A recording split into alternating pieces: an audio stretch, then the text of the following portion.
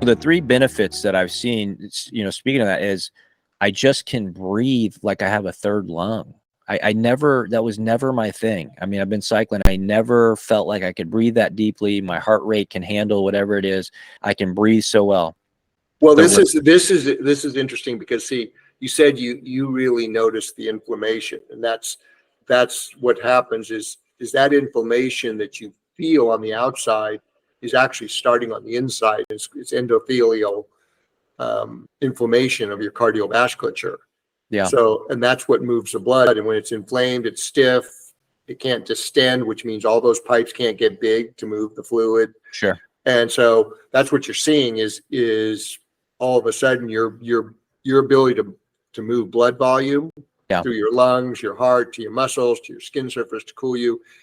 I think it's way more. I'm not a scientist. I've not done any experiments, but just from observational and thinking about what's happening, that third lung is just your ability to just move blood goes way up.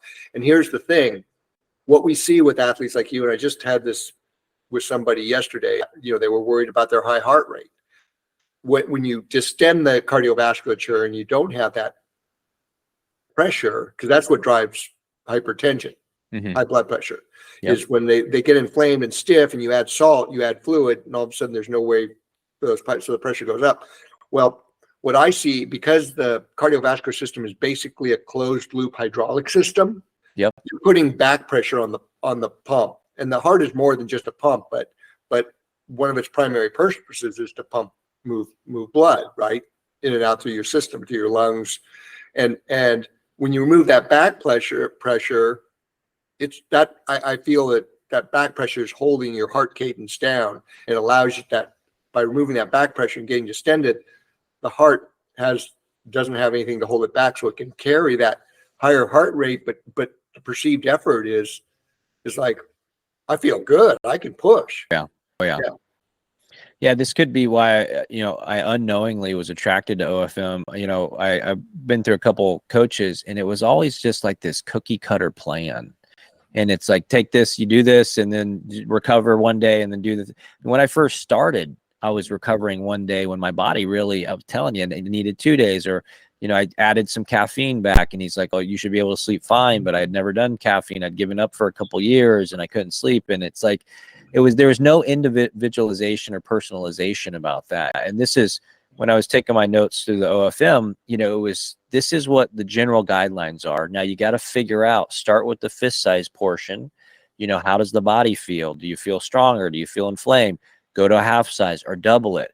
And then you give a wide variety of, hey, some athletes can do 250 to 400 grams of carbs before an ultra. Others can be fine with 100 to 150.